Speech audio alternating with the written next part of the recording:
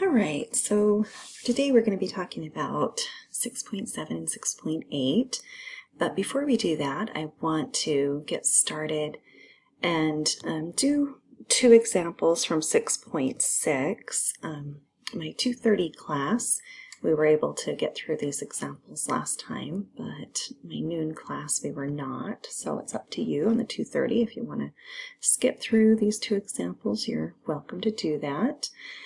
I did want to give you a little bit of advice, though, as I was looking at some of the homework on 6.6.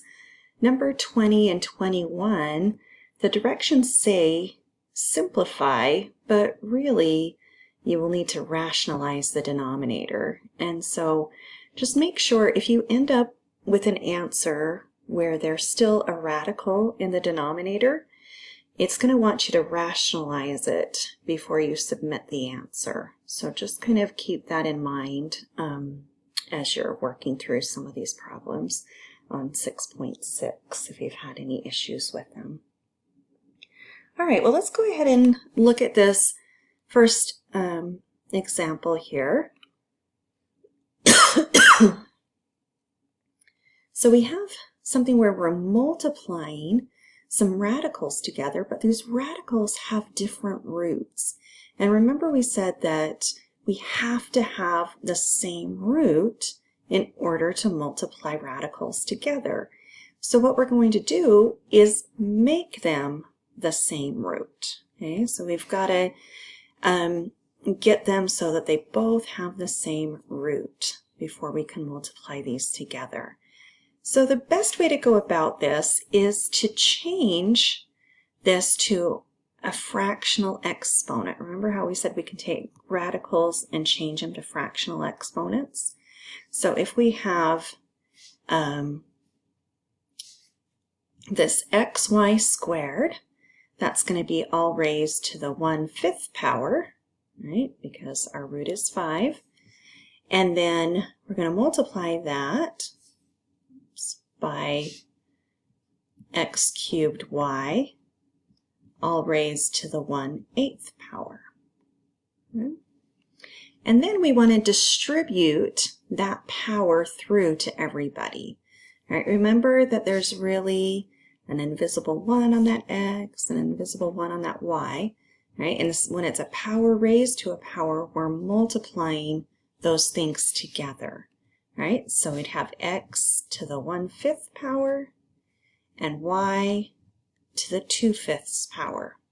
All right, because remember it's like 2 over 1 times 1 over 5. Multiply across the top, multiply across the bottom. All right, now let's look at this other one. Right, so I'm going to have 3 times 1/8. It's going to give us x to the 3/8 and y to the 1/8.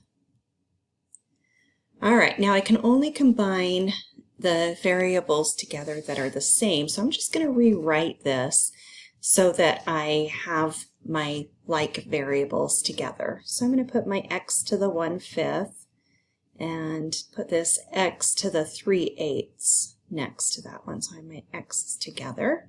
And now I'll put my y's together. So y to the 2/5 and y to the 1/8. And now I want to combine my x's together. So remember, when it's connected by multiplication, we need to add those exponents together. So I'll have x to the 1/5 plus 3/8. Right? And for my y's, I'll have y to the 2/5 plus 1/8. And when I'm adding and subtracting fractions, I need to get a common denominator. So my common denominator, I'm just going to work on the x's to get that all simplified now. And so my common denominator is going to be 40. So I'll really have x to the blank over 40 plus blank over 40. All right, so I can get these to be the same. And so really, right, when I'm trying to get that 5 to be a 40, I have to multiply it by an 8. I'm asking myself 5 times what gives me 40, and then multiply by that 8 on the top. And then here, 8 times 5 gives me 40, so multiply by the 5 on the top. Okay? And so then I can see that if I add those together, I get x to the 23rd over 40th power. Right? Now I realize that some of you have calculators that if you put 1/5 plus 3/8, right, it's going to give you that 23/40ths. And I'm fine with that if you don't show this step here on what's going on. But those of you that don't have calculators that will do that for you, you will need to take this step to get there. Okay? But be careful on this because you don't want to reduce these fractions, and it'll be a little bit more clear why in just a minute. Okay, so let's go ahead and do this next one. So this one, again, my common denominator between 5 and 8 is 40. So y to the blank over 40 plus blank over 40. Need to fill in my new top numbers. So here, I'm going to times this by 8. So I get 16 on the top. Times this by 5. 5 on the top, and then I'll add my numerators together to give me y to the 21st over 40th power. All right, but now look at how our question started out, right? It started out in root form. So we want to change that back to root form, and we wanted them both to be the same root, right? That's the whole reason why we were doing this. And so really when I'm rewriting these down, notice that my denominators are both 40, and remember that tells me what my root is. And then I have x to the 23rd power and y to the 21st power. So I need to make sure that I keep that numerator, right, with my variables there. And then the 40th just goes on the outside because that's really the root. And then that would be your answer. All right, if there was like an x to the 45th or something like that, then you'd want to make sure that you would take out an x, right? Do any simplifying that you can there. Okay, but that would be your answer. Now this next one is pretty similar to that, but now it's connected by division rather than multiplication. Okay, but I'm still going to start off by changing these to fractional exponent. So x y to the 3rd, all raised to the 1/2 power, over x squared y cubed, all raised to the 1/5 power. Okay, then again, like we did before, let's distribute that fractional exponent through. So on the top I get x to the 1/2, y to the 3/2 over x to the 2/5 and y to the 3/5. All right, it was a power raised to a power, so I have to multiply those to get my new exponent. Okay, now I want to combine my x's together, right, and my y's together. So when I'm doing this, remember when it's connected by division, I'm going to be subtracting those exponents. Right? So when I do this, I'll have x to the 1/2 minus 2/5 power. Right? So I'm getting the x's together, 1/2 minus 2/5. It always has to be the top minus the bottom. Right? And then my y's will be y to the 3/2 minus 3/5 power. Okay? And again, if we're adding or subtracting fractions, we've got to get a common denominator. So let's do that next. I have x to the blank over 10 minus blank over 10. All right? 10 is my common denominator there. Now let's figure out what our top numbers are. All right, so this one, 5 times 2 gives me 10, so I need to multiply by 5 on the top. 5 times 2 is 10, so I need to multiply by 2 on the top on this side. Okay. And then now that they are a common denominator, now I can combine them together. So that would be x to the 1/10 power. Okay, now let's do the y's, right? I did the x's there, but now let's do the y's. So this one will have y to the blank over 10 minus blank over 10. Because 10 is my common denominator. Again, I'll need to multiply this by 5. And this side I need to multiply by 2. And then when I subtract those, I get y to the 9/10 power. Okay. And now the last thing left to do is just get it back into that root form, because remember it started out as a root. So that is going to be your biggest indication, okay, how you should have your answer. So we'd have the 10th root of x. You could put x to the first, but it's really just x, right? And then y to the 9th. And then that would be my answer. Okay. And remember, if I ended up with a denominator where there were, some radicals left in the denominator in my answer, then I wouldn't be done yet. I would need to go about rationalizing that denominator before you enter your answer in. Okay. All right, so that should help you, I hope, get through most of the stuff there on 6.6. But as always, please reach out to me if you have some questions, and I'd really like to be able to help you. So please don't hesitate to reach out to me. All right, let's go into 6.7. And in 6.7, we're going to be talking about solving radical equations. So far this module, we've been talking about radical expressions. And remember, expressions don't start with equal signs in them, right? But equations do. And so when you have an equation, usually you're looking to solve, where when you have an expression like we had here, we're just looking to simplify, okay? Because we didn't have any equal sign that starts out in it, right? These equals mean, well, this is the same as what was above, right? And I'm just changing the format of it. All right, so let's look and see here. There's a couple of reminders, I guess, that I want to make sure are really clear for solving radical equations. The first one is that when solving radical equations,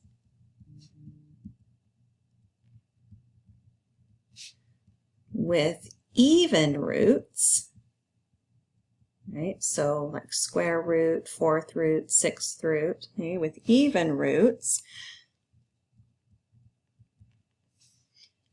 you must, right, underline, underline, check your answers. Because there could be answers that you come up with that don't check out. So make sure that you remember to check them. Okay? The other thing that I wanted to make sure is clear with these, okay?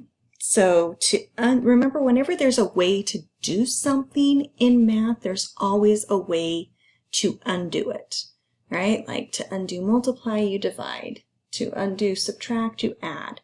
To undo squaring something, you take the square root. To undo square rooting something, you square it, right? So you got to remember like how to undo these, because that's going to come into play here. So remember to undo square roots, right? You square, right? And that means raised to the power of 2, right? Raised to the second power, both sides of the equation.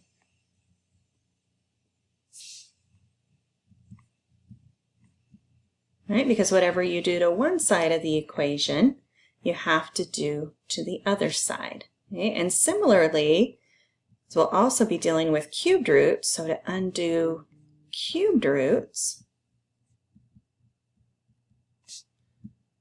you cube, right, or raise to the third power both sides of the equation.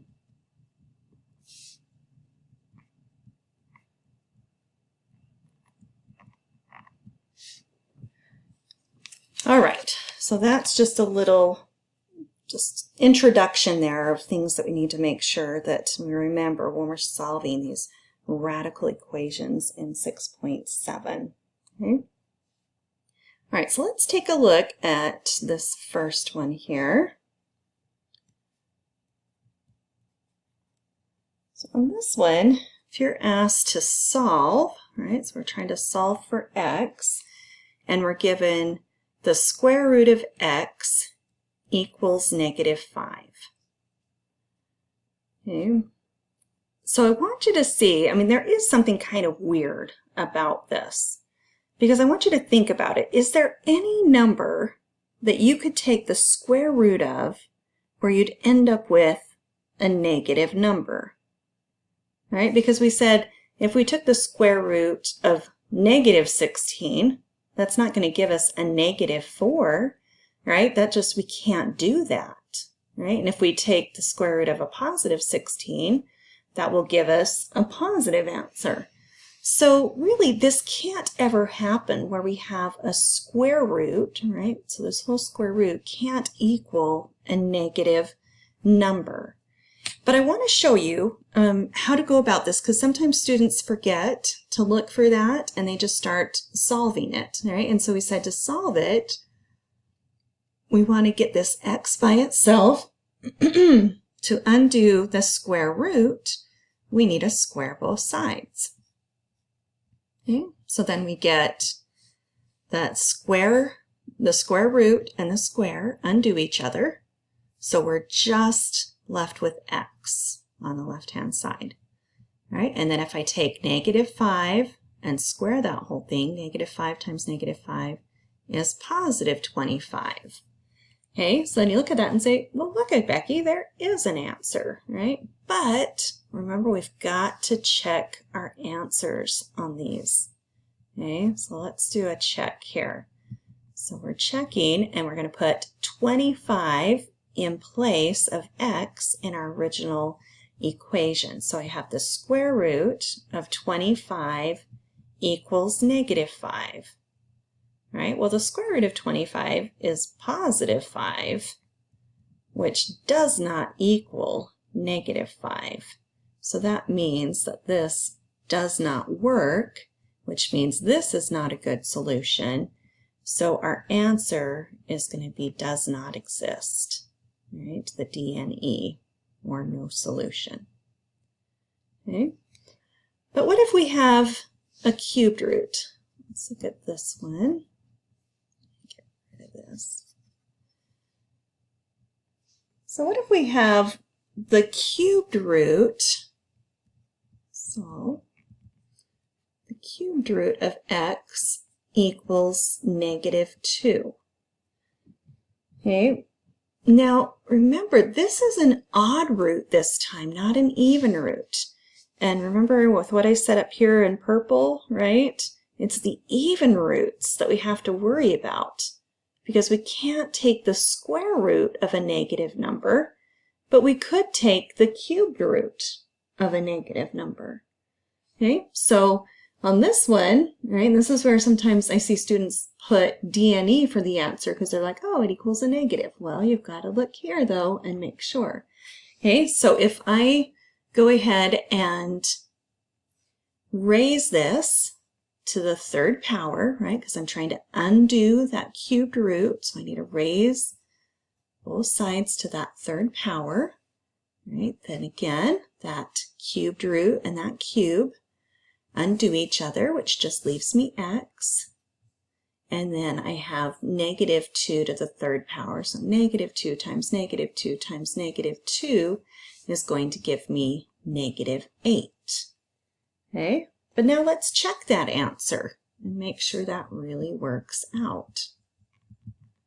So if I put negative 8 back into my original equation in place of x, I'd have the cubed root of negative 8 equals negative 2. Right? And remember, I can write this down, so I'll write it down kind of this long way. Negative 8 is the same thing as negative 2 times negative 2 times negative 2. Right? If I multiply 3 negatives together, I do get a negative number. Right? And then on this one, right, I needed 3 of the same in order for it to come out. So that means it does have, it is negative 2 there. So negative 2 equals negative 2. So this one does check out. And so x equals 8, or x equals negative 8 is my solution. Okay, and it checks out. Right, where here it did not. Okay, so remember when we're doing the check, we're trying to see is one side of the equation equal to the other side. Here we got 2 different numbers, right, on each side of the equation. Where on this one we had the same number in this example. I don't know why I put example 3 there, but all right, let's move on to solving equations that have a little bit more involved with them. Okay, so again, we're trying to solve for x on this, and I'm given the equation the square root of x minus 2, so just that part's inside the square root. Sometimes you might see people put this little mark down. That's just to help them know that all of this stuff is inside the square root, right? Because next to this I'm going to have a minus 7, and I don't want that inside my square root. Okay, so just be careful with how you write some of these things down. Equals negative 4. Okay, now again, we can't just say, oh, it's a negative number on, by itself, so it doesn't work. Because before I do anything on this, before I'm able to square both sides, to undo that square root, I've got to get the square root by itself. Okay, let's put the radical.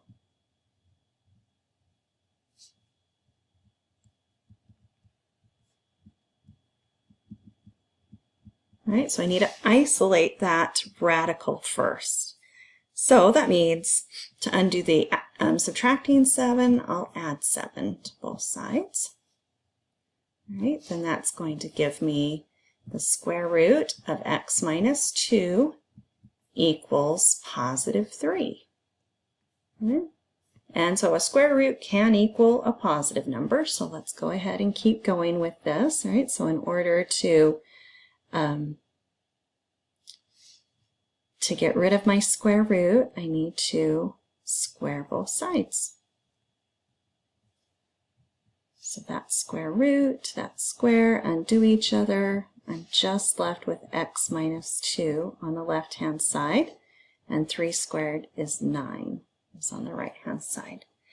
And then I just need to solve and get x by itself. So let's add the 2 over. And so I get x equals 11 for my answer there. Okay, and again, it's always a good idea whenever we have square roots, we want to do the check. All right, so x equals 11, so I'm going to put 11 in place of where I see an x, right? And if the x shows up in more than one place, I've got to put that x everywhere. So I do the square root of 11 minus 2. Then minus 7 equals negative 4. All right, so square root of 11 minus 2 is the square root of 9. Square root of 9 is 3. All right. And so then I get negative 4 equals negative 4. And so that one does check out. So this is a good solution. Okay, x equals 11 works out. All right, I hope this is making sense to you. I know that sometimes it takes a little bit. It's, you're going to have to be doing some practicing and stuff to really get used to what we're doing here. But, just like we've been doing with any kind of equations, right? We're, in this one, we've got to isolate the radical first, right? But then from there, it's really the same steps that we take whenever we're solving any kind of equation. Okay, so let's look at this one.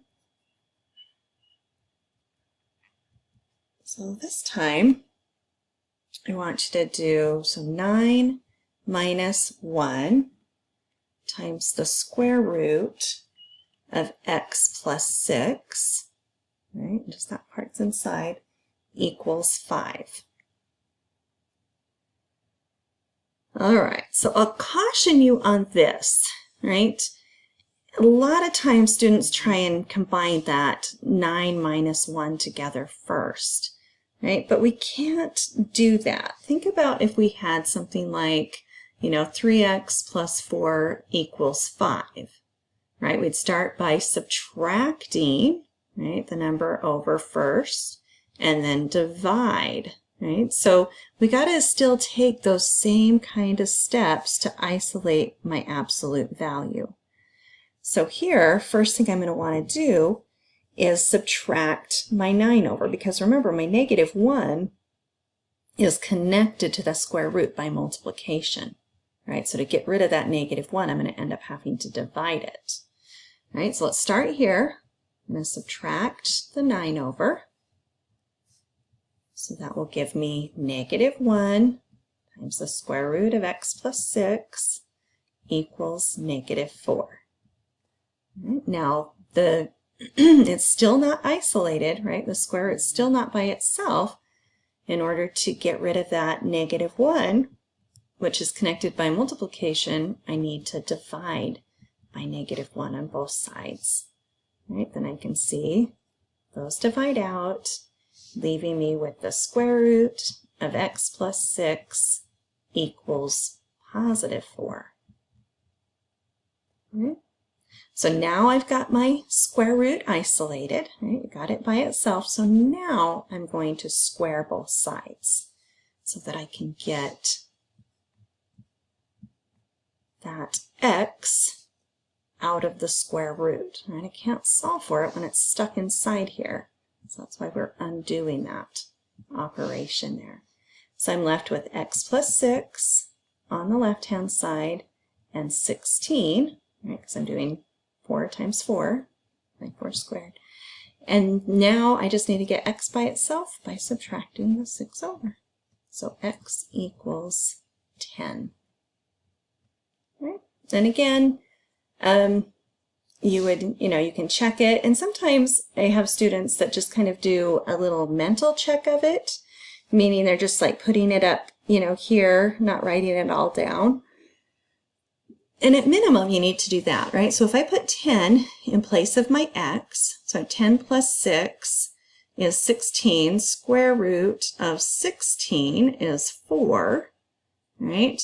Then I've got that negative 1 times 4, so that's negative 4. 9 minus 4 does give me a positive 5. So you can kind of do a little mental check with it, but sometimes there's mistakes that your brain makes if you're not writing it down, so just be careful with that. But that does tell us that x equals 10. That did check out. Okay. All right. This here. Oops.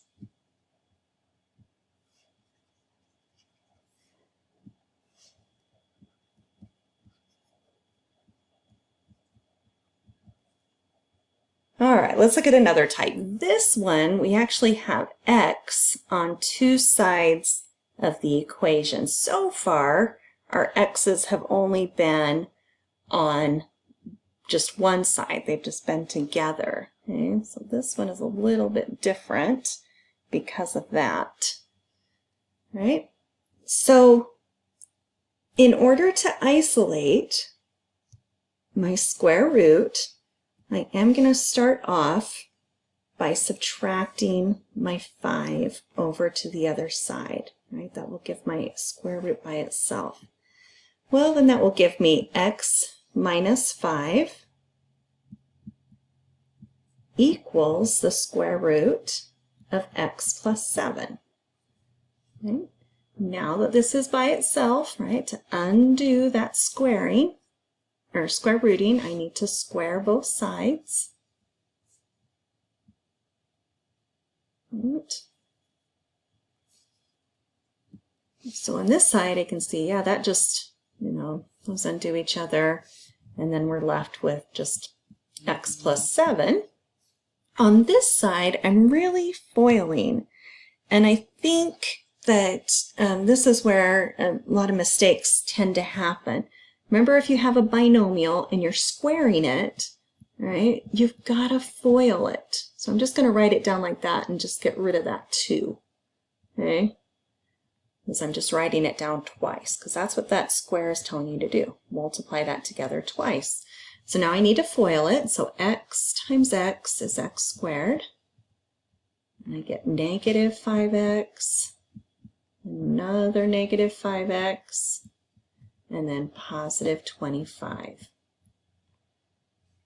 Now let's get our like terms together here. So x squared minus 10x plus 25 equals x plus 7. And so now we got to go back to when we talked about solving these quadratics, right? If we're trying to solve something where the degree of that polynomial is 2, if it's 2 or bigger, usually we're going to want to get everything over to one side, set the other side equal to 0, because it looks like we're going to have to do some factoring here in order to solve this. Okay, so let's subtract the x over, and let's subtract the 7 over. Right, so we can get everything on one side. So that would give me x squared minus 11x plus 18 equals 0. Right, now I want to look and see how to factor this trinomial. So we can go straight to Hippobutts because our leading coefficient is just a 1, right?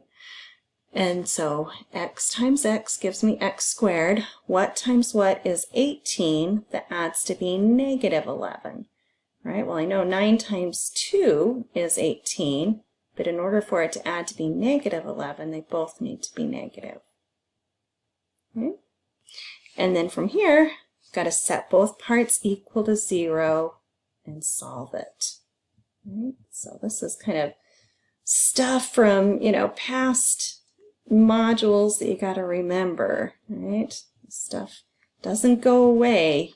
And keep using it. So we get the answers. X equals negative 9 and x equals 2. All right, but we're not done yet because remember, we've got to check. Okay, and so I'm going to first check the x equals 9, right? Because I have 2 different answers that I need to check out. So let's do x equals 9 first. So I'm going to put 9 in place of both of those x's. So I have 9 equals the square root of 9 plus 7, and then that plus 5 is on the outside. All right, so here when I simplify, square root of 16 plus 5, well, square root of 16 is 4. 4 plus 5 is 9. So I get 9 equals 9. That is a good solution. Okay? So it could be that one answer checks. It could be that both answers check. It could be that no answers check. So we've got to check both of these. All right, so let's do the other one. So let's check the x equals 2 now. So I'm going to put 2 in place of where I have my x in the original equation, right? Go back to that original equation. So 2 equals, the square root of 2 plus 7 and plus 5. Well, 2 equals the square root of 9 plus 5. Well, square root of 9 is 3, so I've got 2 equals 3 plus 5. But 2 does not equal 8. Right? So this does not work. Right? These are not equal. So that means that x equals 2 is an extraneous solution. So we don't want to include that in our answer. We'll only put down that x equals 9. Because when I check x equals 2, it doesn't work out. I don't get the same number on both sides of the equal sign. Okay? All right, I hope this is making sense to you. You know, it might feel a little overwhelming, and sometimes students are like, oh, I don't, you know, like there's a lot, and there is, but the best way to, get this down is really just to practice. You've just got to keep practicing these. Okay. All right, let's look at one other square root one together. So this time we've got the square root of x, right? So just the square root of x, and then next to that plus 3 equals the square root of all of this, then x plus 12, right? So the x plus 12 is all inside the square root on this side. All right, so this can be a little bit tricky because now not only do we have we have the same variable, but it's in 2 different places, right, on each side of the equation, but we also have 2 square roots as well. Okay, so we can't really isolate the square root because we're going to, have that square root on both sides, and it's going to be easiest for us if we just keep them, one on one side, one on the other side, if there's the 2 square roots. Okay, then, to think about this, okay, if I was trying to undo that square root, I would need to square this side.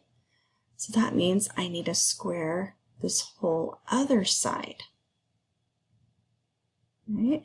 And so hopefully you see again, this is a FOIL question here, right? I'm really doing the square root of x plus 3 times the square root of x plus 3. Right? And I've got to FOIL that together. Right? On this side, it's nice because that square root and the square just undo each other, and I'm just left with the x plus 12 that was on the inside. All right, now let's go ahead and FOIL this. Right? So x, square root of x times square root of x. Let me just do that over here. All right, so square root of x times square root of x really means the square root of x squared, right? And anything squared and square rooted, right, really just undo each other. So the square root of x times the square root of x is just x. Then the next one, square root of x times 3, it's going to be plus 3 square roots of x. And then in the middle, same thing, plus 3 square roots of x. And then our last terms, 3 times 3 is 9. Right? And that all equals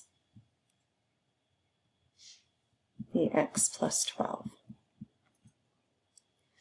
All right, so let's simplify things here. We do have square root, but look at this. We can combine these together so they'll be in one place. Because remember, to add square roots, they need to be the same root, right? So they're both square roots, and we have the same stuff inside. So that means I can add my numbers together on the outside. So that's 6 square root of x.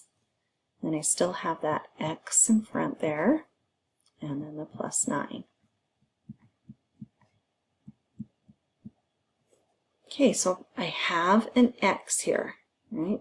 So I need to isolate that square root of x again.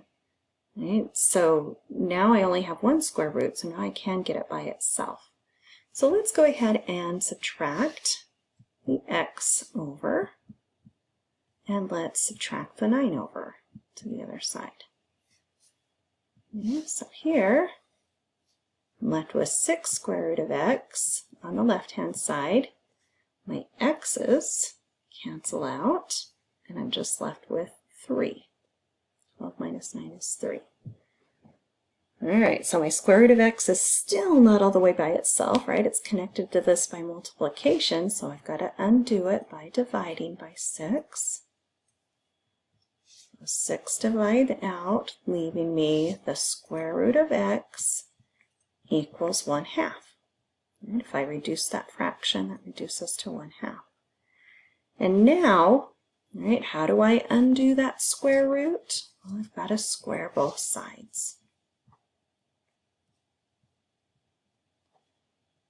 So when I square both sides, that square root and the square undo each other, leaving x.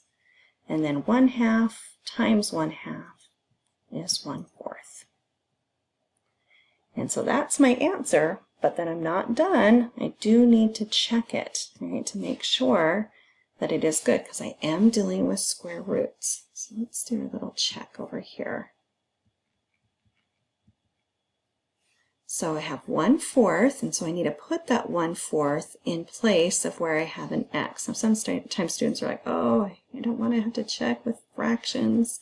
Okay, but it will work out, I promise. So if we have the square root of 1/4, then plus 3, is that the same thing as the square root of 1/4 plus 12?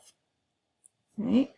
And you can kind of use your calculator here to, figure this out, and maybe even change them to decimals or something if that's easier for you, because the square root of 1/4 is 1/2, so that's same thing as 0.5, and plus 3.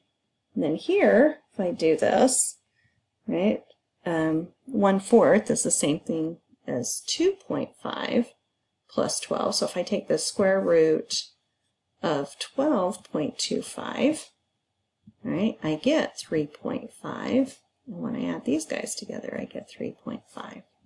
So it does check out. Right? This is a good solution for us. And that would be our answer. All right, so remember again on this one, right, since there were 2 square roots that started off, leave them on opposite sides, right? Go ahead and square both sides to get rid of one of the square roots.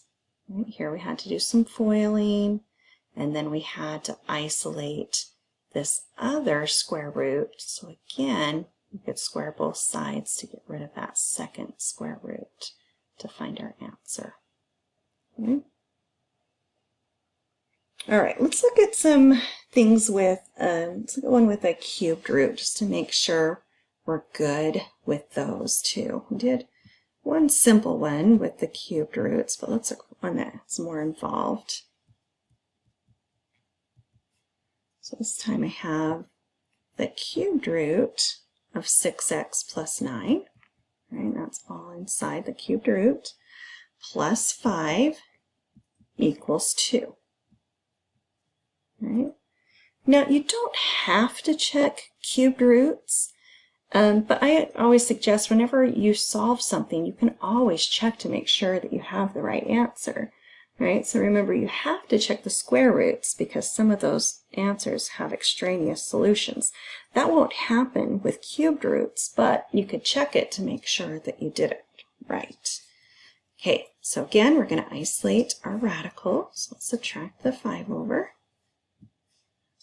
So that'll give me the cubed root of 6x plus 9 on the left-hand side, and then negative 3 on the right-hand side. Now to undo cube rooting, right, I need a cube both sides, or that means raised to the 3rd power. Right? So I'm going to raise this side to the 3rd power and this side to the 3rd power. Right? So that cubed root and cube undo each other. leaving us with 6x plus 9 on the left-hand side. And on the right-hand side, negative 3 times negative 3 times negative 3 is negative 27. Now we have no radicals left, so we're just going to solve this like normal. So let's subtract our 9 over. So I get 6x equals negative 36. And then I need to divide by 6. Okay, so x equals negative 6 would be my answer. Right, and again, I don't have to check it, but I could. Right, put it back up in here and make sure that I did it correctly. Right, so I'd have the cubed root of 6 times negative 6 plus 9. Right, all that's inside the cubed root. Plus 5, does that all equal 2? Well, here I get the cubed root of negative 36 plus 9. That will give me the cubed root of negative 27. Cubed root of negative 27 is 3. Right? Sorry, is negative 3. And negative 3 plus 5 gives me a positive 2. Right? So just be careful there. 2 equals 2. All right, so I can tell there, right, that I have my answer correct. So that is good.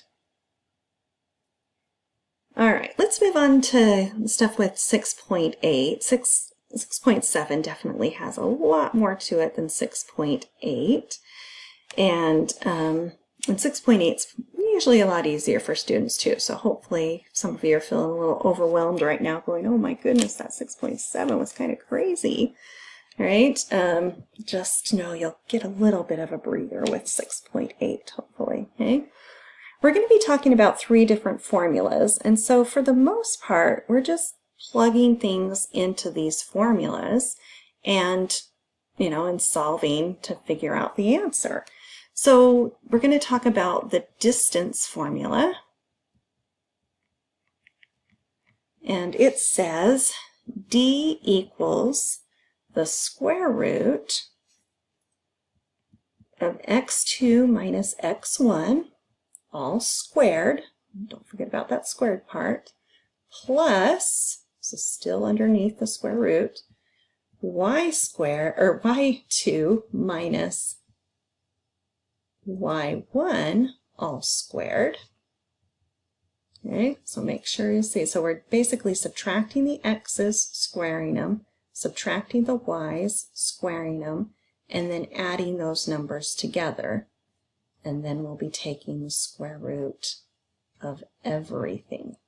Okay, and that will find the distance between 2 points. So given 2 points like x1, y1, and x2, y2. So you need to be given 2 points here so that you can put those in. All right, another formula we're going to talk about is this midpoint formula.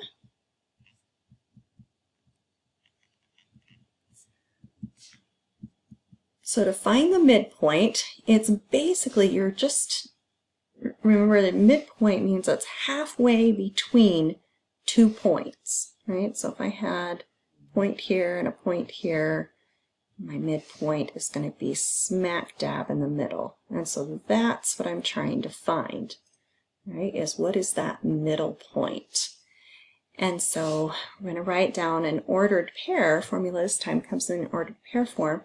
So this time you're going to add your x's together, right? So x1 plus x2, and divide it by 2, and then do the same thing with your y's. So y1 plus y2 over 2. Let's think about why we're doing this, right? So think about how this, I said it's halfway in between these 2 points.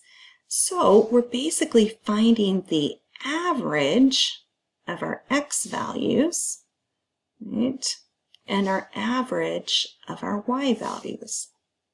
That's going to tell us where it is smack dab in the middle. All right, and then the other one, which we've talked about before, You've probably seen it in some other classes as well. Is the Pythagorean Theorem, which remember says a squared plus b squared equals c squared. But Pythagorean theorems can only be used with right triangles. Right? So we'd have one of our angles as a right angle. Then the legs of this right triangle are A and B. It doesn't matter which one we call which, but this longest side over here, right, has to be the hypotenuse, right, which is this C. Right? All right, let's do a few examples here to just illustrate how to find a few of these.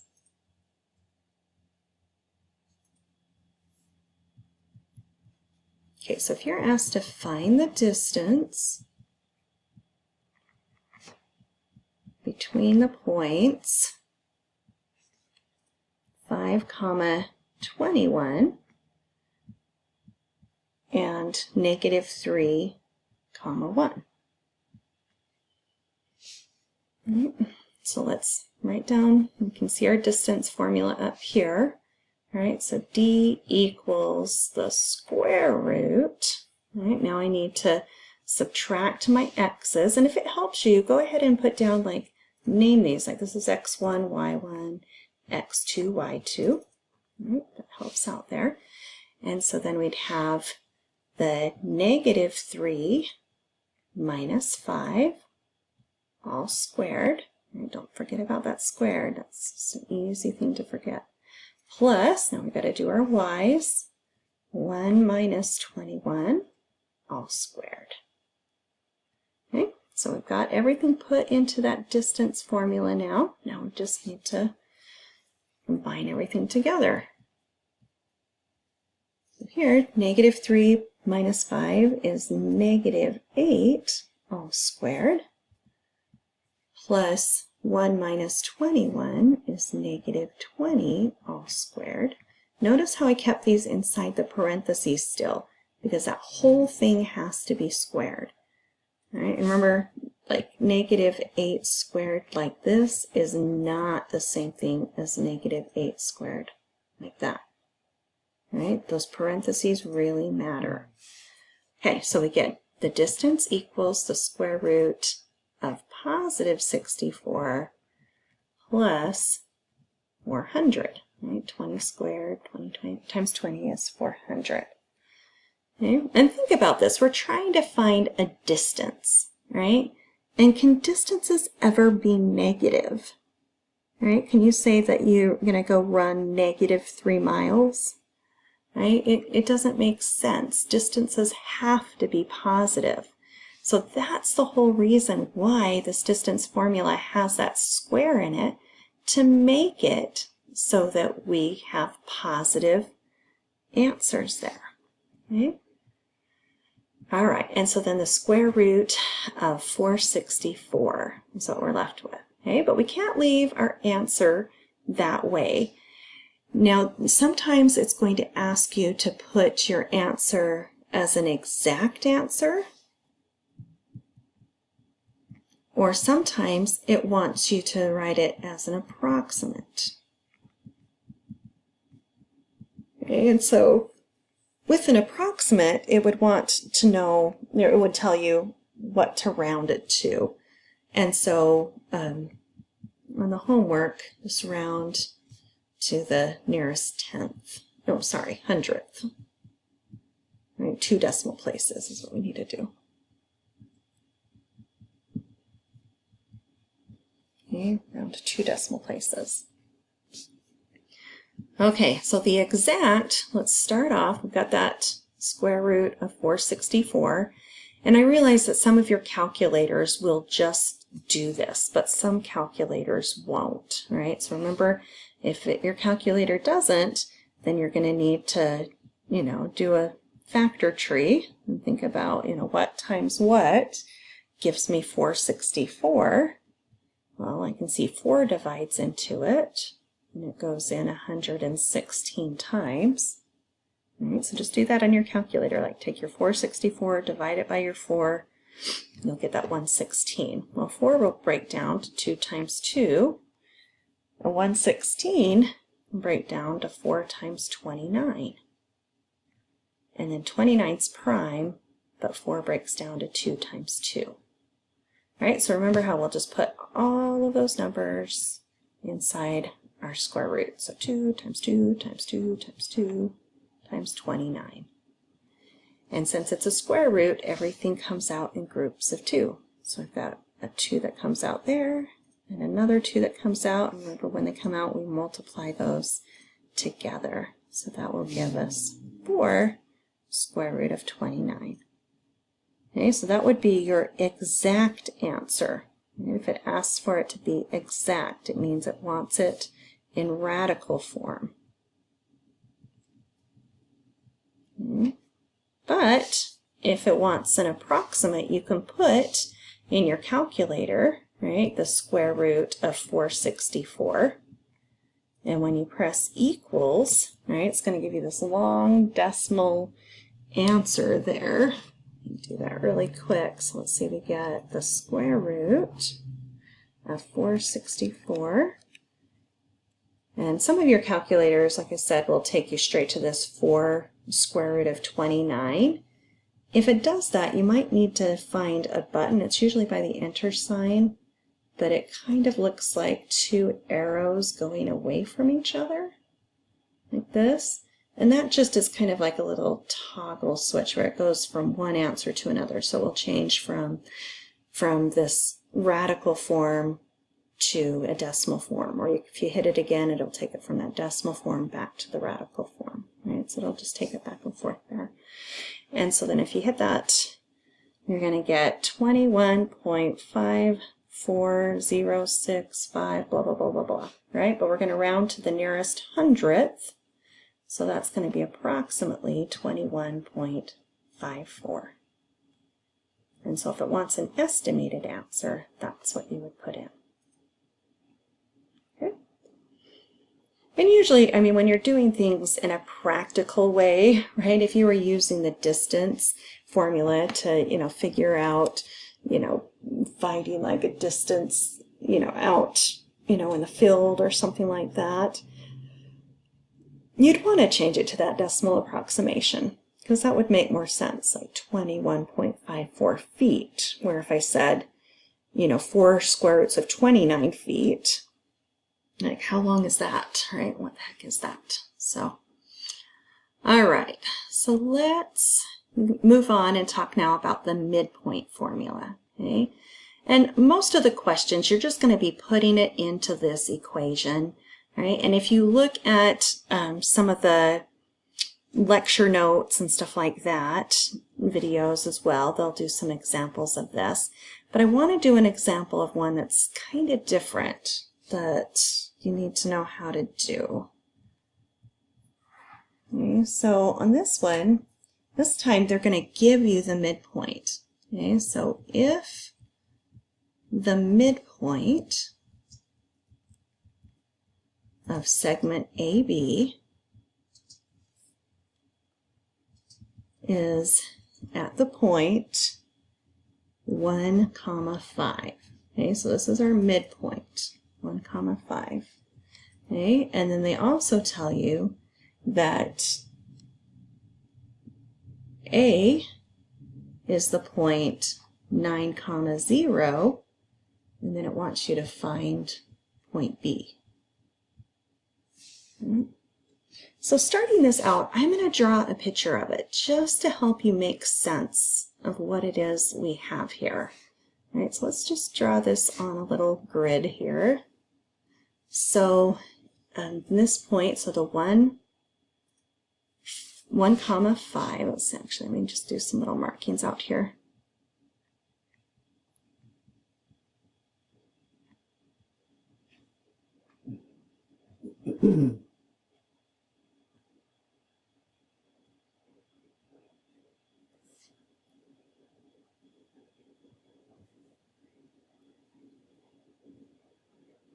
All right, so I'm just made with some markings here that we're going to need on this. So if I have, so my midpoint is at 1, 5.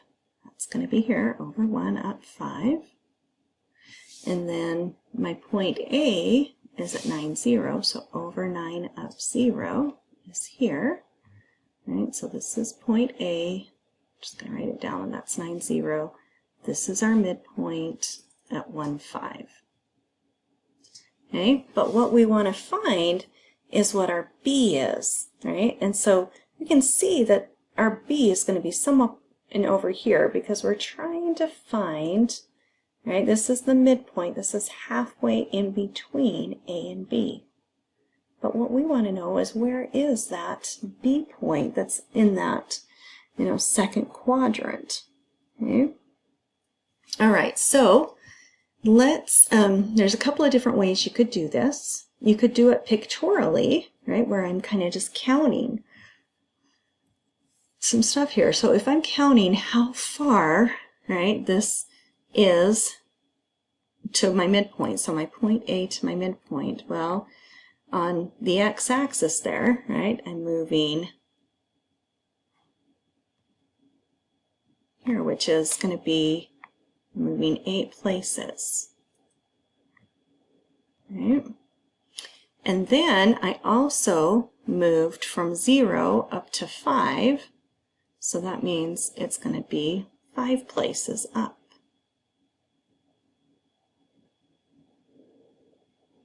So, oops, it should be down here. So we can use that idea to help us figure out where our other point is, because remember, a line, right, has the same slope. So this is basically saying my rise over run is over 8, right, up 5. So I'm going to do that again. So, and it's going to be -8, right? I'm moving in the left direction. So I'm going to be going 8 more places there. So if I do that, I'm doing a different color here. So 1, 2, 3, 4, 5, 6, 7, 8, right? And that's at -7. I went 8 places over. And then I also need to go 5 places further up than where my midpoint already was. Right? So 1, 2, 3, 4, 5. So that means I'm going to be over here. Right? So now I need to determine what is this point, right? What is its ordered pair? Because that's what I want to know in finding the B. Well, my x value is -7, and my y value is 10. Okay? So remember, this is what we had before, right? Was from here to here, but we wanted to know what the rest of it was, right? This whole thing. Because this is the midpoint, right, of that whole line segment. Okay, so some people, pictures like this, looking at graphs or something is helpful, but other students are like, I do better with formulas. Okay, so let's think back to what that midpoint formula said again. I'm just going to write it up here. So it said we're going to add our x's together, divide them by 2, add our y's together, and divide them by 2. Okay? Well, on this, right, that's if we knew both of our x1 and y1, right? But we don't know what point B is, right? So I'm just going to call it x2, y2, because I don't know what that point is. Okay? So I need to use some variables there on it. And let's just do these one at a time. So let's try and find the x coordinate first.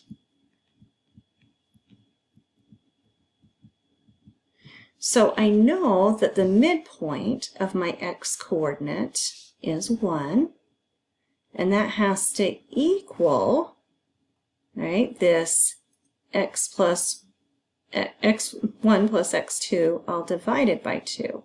Well, I know that my x1, so I was going to write this down here too, this is my x1, y1, right, and then my x2, y2 is my b. And then these are my answers for my midpoints. Okay, so I have 1 equals, so here I have 9, right, plus x2, I don't know what that is, and then all divided by 2. And so now I just need to solve this for that x2. So I'm going to multiply by 2 on both sides so that I can get rid of that. So I'm left with 2 equals 9 plus x2. And then I just need to subtract my 9 over. So this is saying that x2 is negative 7, right? So it's saying that my x-coordinate of point B is negative 7, which is what I found here when I did it pictorially too. Right? Okay, now let's look at the y-coordinate.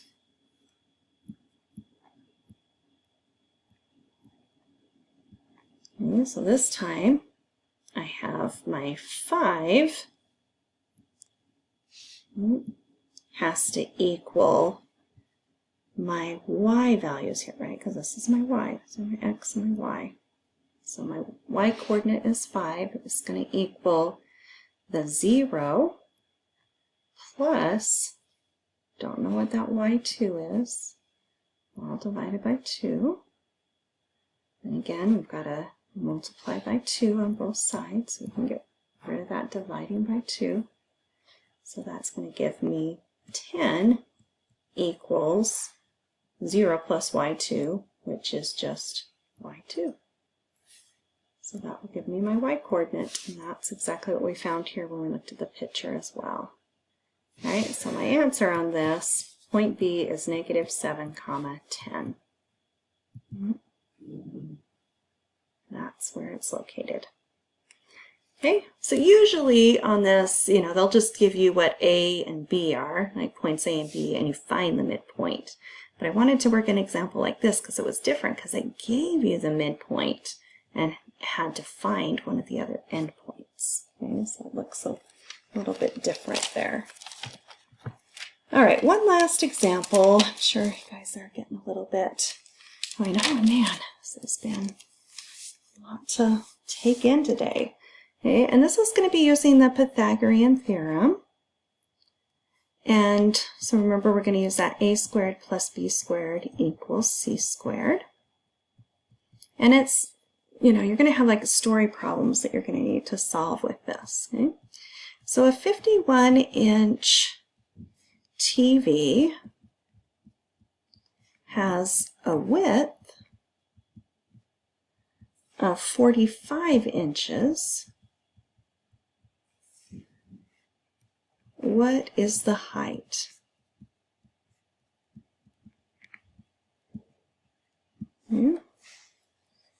So here's my lovely looking TV. Right? And remember, when it tells us the size of a TV, if you go by a 32-inch TV, 51-inch TV, whatever it is, it's telling you that diagonal measurement, okay? It's not telling you like the length or the width, it's telling you that diagonal. So this 51 is going to be our hypotenuse of this, right? Because look at this is a right triangle. If I'm just looking at this, bottom half of the rectangle there. And then I also know that the width is 45. I just don't know how tall it is. So I'm just going to call that x, and that's what I'm going to try and find. Okay? So remember, it doesn't matter which one I call A and which one I call B, so I'll just do x squared plus 45 squared equals, now the hypotenuse, or what the C is, matters. It has to be that diagonal one. Right? Equals 51 squared.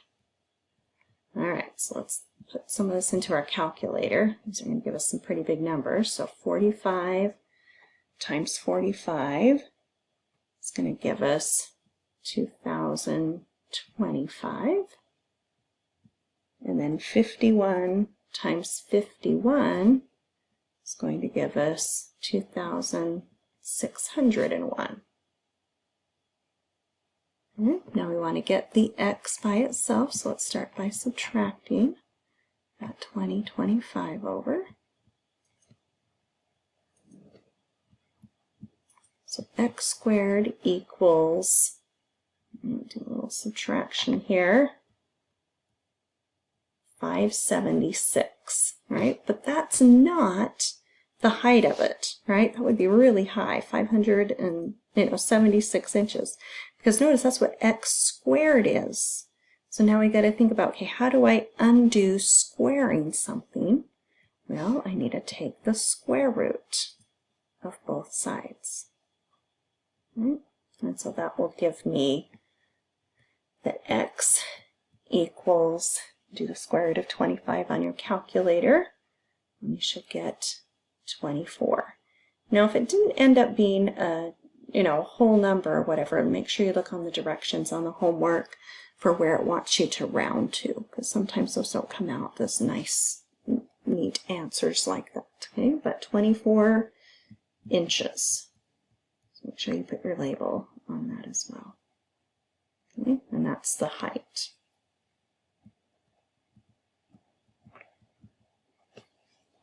All right, well, I think that covers pretty well everything from 6.7 and 6.8. So please reach out to me if you have some more individual questions that you would like some help with, and I will get back to you on those so that I can help you out with that. And hope you have a wonderful day.